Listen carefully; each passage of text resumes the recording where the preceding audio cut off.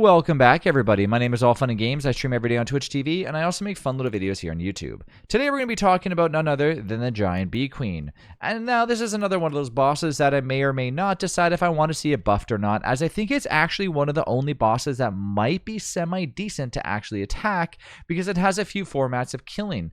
Well, of course, the grumbles are there to kill you if you've never seen them before. Let's go ahead and showcase what ends up happening. You use a hammer to smash open the actual Bee Queen, which then decides to attack you, releasing little buddies around, and then of course going through the process of trying to kill you. If I go ahead and turn on God mode, am I going to die? No, I will not. Perfect. So now I can stand here and showcase what will basically happen. I won't attack it or anything, but you get the idea that of course the Bee Queen does its own damage, and the grumbles do their own damage too. Now, in Don't Starve Together, it's pretty well known that if you go through the process of killing all but one grumble, the bee will not try pooping out any more grumbles. Therefore, only one grumble will attack you until it gets into its second phase, which is less than 10,000 HP or something like that. I forget the exact stats. So, as long as you do that, you're pretty much set for the first little part. Then the Bee Queen gets crazy fast and tries to attack you even quicker and tries to basically go nuts until the very end, where if you defeat it or if you don't. In the Bee Queen, there's ways to fight it solo or with a few people, where you could obviously make a giant wall, forcing the grumbles to go all the way around while you walk through a simple door between the wall. The way it works, imagine a wall is set up, you put a door in the middle, you go through, the grumbles are now forced to go down that long path of the wall because they can't go through actual walls. The Bee Queen, however, is so large that the Bee Queen goes across, forcing you to fight just the Bee Queen by itself. Another tactic is, I believe, using the catapults on top of a boat, and a few other different ways of actually using it so you can actually just fight the Bee Queen without having to worry pretty much about lifting a finger. Now, if you've never fought the Bee Queen before, it is a very tough fight, especially if it's your first fight, so that's where things get a little tricky. I think the Bee Queen could stand to have a little bit of a buff and making it a little bit harder, as I do think that over time it gets a little stale when you actually fight the Bee Queen. However, I don't know exactly what I would really alter, because the grumbles are tough, the Bee Queen is tough, and it has a second phase. The attack pattern on the Bee Queen is not super easy to avoid anyways, so really you just got to basically get ready to almost tank it up in some cases. At the very least, if you don't have any gunpowder on you, fighting it will take you a while too, because the HP obviously is not that small. And if you make the Bee Queen go further away, it'll eventually return back to its honey patch and then potentially even just disappear and go back into its honeycomb, which then you have to wait a little while before it goes back to the time where it wants to start fighting again.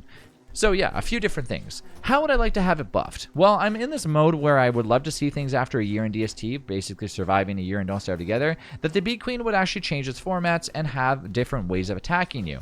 I do think the same thing too, that maybe, just maybe, there could be a seasonal change similar that I mentioned for the Dragonfly, where fighting it in springtime could potentially actually activate faster grumbles or something like that. I don't really know. Now, the thing is, when you fight it when you fight in a large group of people and Don't Starve Together, the bosses seem a little bit easier over time, so I don't really know that major solution behind it. I don't think nerfing it is honestly a good recommendation either, because I think the boss is pretty much set.